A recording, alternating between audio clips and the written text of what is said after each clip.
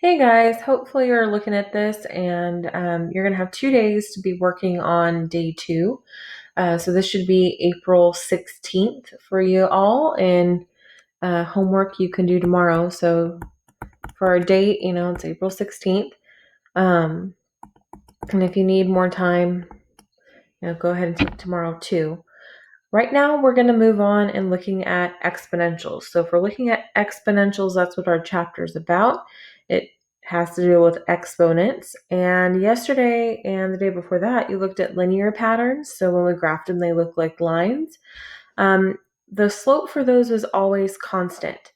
Now, the type of problems that we're going to look at are going to be written like 2 to the x power is the first one that we're going to see. That's not the same as x squared. It's not a quadratic shape. You see that like we have our graph and it's not a parabola. It goes on forever and it has this nice little curved shape here. And it says, notice that the x is our variable, is our exponent, not the base of that power problem.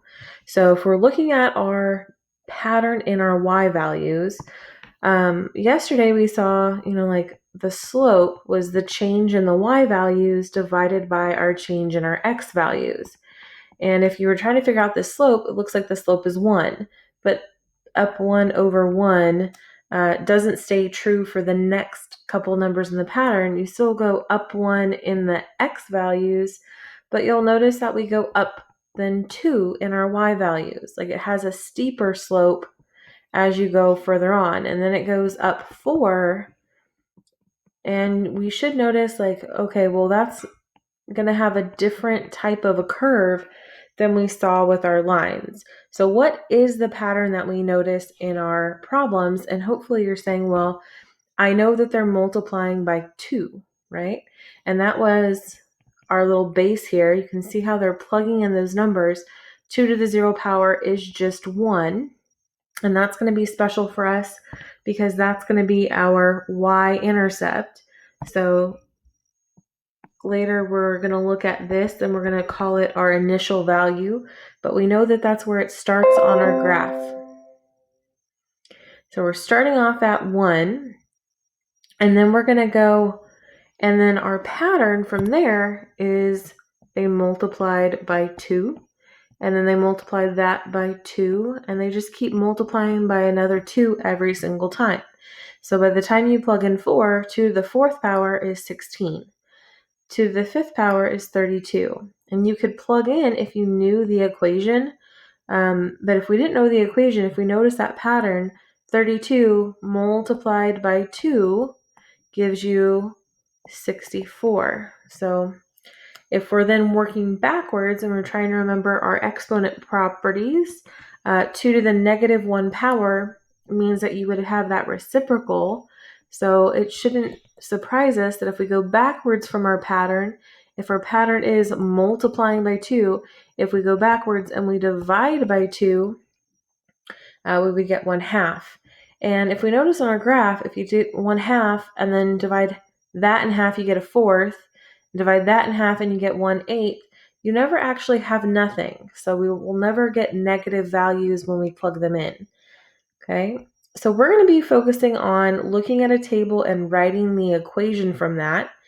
And we, again, want to recognize the main parts. Yesterday, we needed to know the y-intercept and the slope. Today, we need to know those same kind of things. We want to know the y-intercept. Where does it start?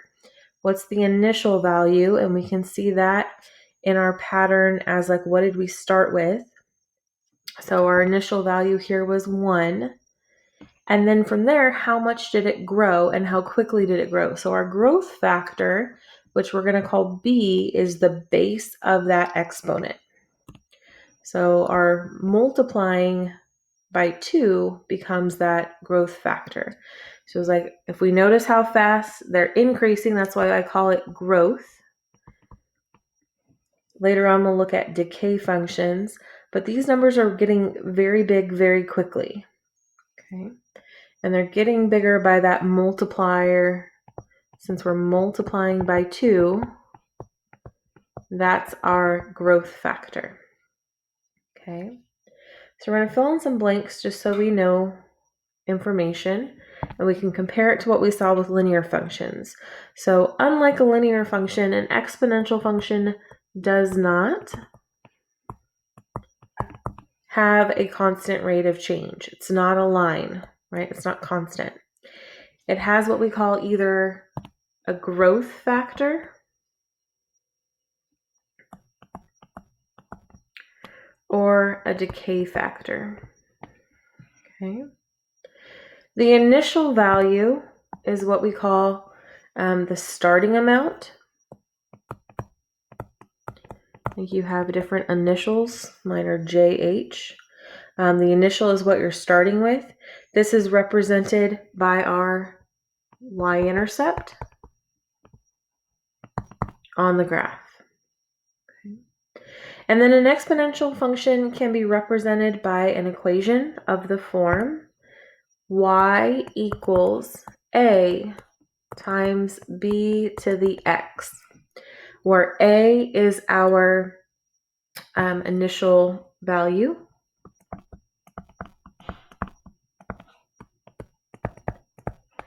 and b is either that growth or decay factor. Like I said, today we're just going to be looking at growth factors. We're going to be multiplying today. And in this equation, there's just some rules to make it work right so that it stays something that is exponential. A can't be 0, B has to be greater than 0, it can't equal 0, and you end up with your exponent has to be a real number. You can't plug in imaginary numbers. All right. So we're going to look at some examples. In these first examples, we're going to be looking at tables, and it shouldn't matter if they're vertical or horizontal. We need to know the same thing. So the first thing is figure out that pattern. And like I said, today we're just going to be dealing with growth factor.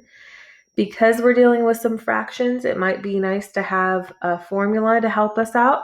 So it says you can pick any y value and then divide it by the number in front of it, and then that'll tell you what you multiplied by. Okay. And then after we figure that number out, we're also going to want to try and find the y value for our y-intercept. So the y-coordinate of our y, or when we plug in 0, what comes out. So, if you plug in 0, whatever is coming out is our initial value. It's not the starting place of the table. It's if you plug in 0. And then we'll fill it in into this formula. Y equals a times, and then b to the x. All right. So first up, we're going to try and find, the pattern in the y values.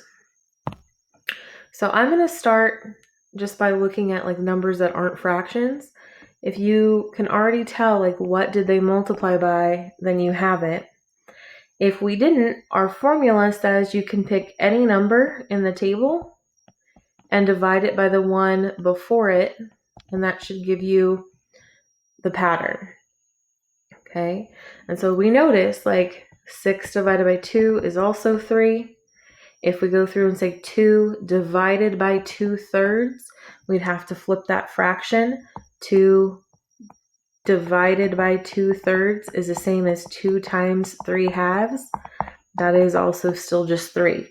So the pattern, if you're multiplying by 3, it needs to hold constant, not in adding, but we should always be multiplying the same amount if we're going up the same amount. And on the side, we are going up 1 in those y values, in the x values every time we've gone up 1. So we should be multiplying by the same number every time. Then in this one, the table's all nice and filled in. So we just have to know that our initial value is saying what's the y coordinate of our y-intercept. So our starting value should be 6. And then we're going to write our equation. It should go y equals a, and then we're going to do times, and then it's going to be b to the x. So we start off with 6, and we're multiplying by 3 every time. Okay, and you should be able to plug in the values and get out what comes in the table. We're going to try the next one. starting off by finding the pattern that you see in those y values. So again, hopefully you notice like what are they multiplying by each time. And if that fraction's throwing you off, like it's nicer if you look at it as an improper fraction. But 5/4 times 4 would give you 5. 5 times 4 would give you 20. 20 times 4 would give you 80, right? And again, if we didn't know that, you just pick two y values and you can divide one by the one that was before it. So if I pick this one, I'm dividing it by the one directly up before it. So that tells you the pattern in the y. So I already know like the base of the equation should be 4. For the initial value, like if you plug in 0, it says you get out 5. So our initial value is 5. Okay. Then we're going to write our equation. Y equals 5 times 4 to the x. Okay. All right. Next one. So here's where that formula might come in a little bit more handy. We want to figure out the pattern in our y values. So maybe you can already figure out what they've multiplied by. If you know your exponent rules, that helps too. But if we start off with 1/3 and we divide it by the number in the table before it, that's 1/3 divided by 1/9. So again, if you're dividing fractions, that's the same as 1/3 times the reciprocal of 1/9 would be 9/1. And that just going to reduce to just 3. So they're multiplying by 3. Okay. And then if we go and do that again, so now we need to find the a value. If we multiply 1/3 times 3, that's just 1. So our initial value should just be 1. And then if we go and write in our equation, y equals a times b to the x. Okay. And you won't typically see it written like that because the 1's going to turn invisible. So more likely, we'll write it as just 3 to the x. Okay, on the next pattern, like what are they multiplying by? Oops, wrong thing. Still wrong thing. There you go. What are they multiplying from one number to the next? Or you can take 50 and divide it by 10. Looks like they're multiplying by 5. So on the homework, they're going to ask you, like, what does b equal? And since the homework is in like a Google form, you're just going to type in the number 5. That's it. When they ask you what is the initial value, like what does a equal, they'll say like a equals question mark. Well, we need to work backwards. And so you can think to yourself, like what number times 5 would equal 10? Or if we're going backwards, divide by 2. And that would just be 5. Oh, no, I said that the wrong way. Divide by 5, since the pattern is 5. And you get 2 to start with. So 2 times 5 is 10. 10 times 5 is 50, and so forth. So our starting amount should be 2. So you'll just type in 2 for what is the initial value. And then we have some multiple choice to figure out like what is the correct equation. Well, since we're multiplying, we're not doing something like 2 plus 5x. That would be wrong. It's not linear. We're going to start off with 2. And then our pattern is multiplication. So we're going to multiply that by 5 to the x. And so just making sure that you know where those different numbers are going. The y-intercept goes first, then you have times, and then you have these parentheses representing the base of our function, 5 to the x. All right. In example 2, it just holds your hand a little bit less, and they put the table sideways. It's done the same way. So it shouldn't matter, like I said, if you have vertical tables or horizontal tables. The first thing that we want to do is find that pattern in the y.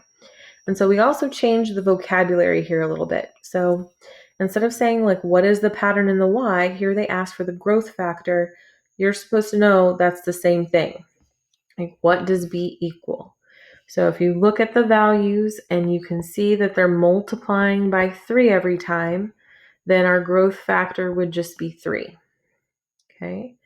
If we then continue that pattern, because we want to fill in or complete the table, we'd have to take 36 and multiply it by 3. So if they plug in 4, I'd get 108. If I plug in 0, I'd have to work backwards. Since the pattern's multiplying, if I go backwards, I'd have to divide. That would be 1 1/3. And converting it into a fraction and from the improper fraction to the mixed number would help me if I needed to graph it, which is later on. But that number's special, that 4/3, and I'd probably leave it as 4/3 to write my equation. Y equals the initial value or starting amount was 4/3. Even though they didn't ask you for it, you still had to find it. And then you'd multiply that by whatever the base was. The pattern is multiplying by 3. Okay. For our growth factor on the next one, this should look familiar from our exponent properties.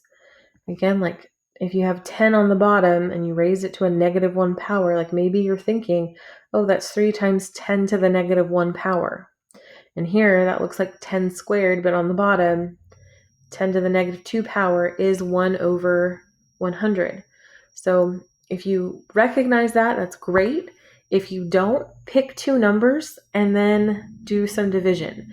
So if I pick 2 numbers, our little pattern says you would need to have like the second number in the table divided by the number right before it. So 3 divided by 3/10 is the same as 3 times 10 over 3.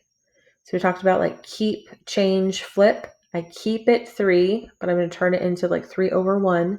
I change it from division to multiplication. And then I take the reciprocal of the next number.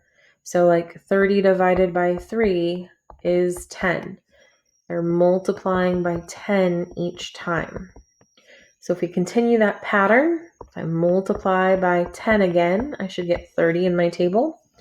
If we work backwards, that would be the same as 3 over 1,000, right? So that's the pattern, and we filled everything else in. In order to write the equation, we're filling in the basic, the basic formula is y equals a times b to the x. So whenever we're looking at what is a is always, the y-intercepts value. When you plug in 0, you get out 3. And then our pattern is we're multiplying by 10. Okay. So again, if you go to plug something in, your formula needs to check out, right? If you plug in something like -2, like y equals 3 times 10 to the -2 power, that's 3 times 1 over 100. That gives you the same output. So if you are writing your equation, you can always check to see if you did it correctly. Plug in one of those x values and see if you get out the correct answer. Okay. But we're just focusing on the tables today and writing our equations. All right. Hopefully that made sense. If not, please leave us some comments and ask your teachers either on the Google Stream or in an email what your questions are. All right. Thanks, guys.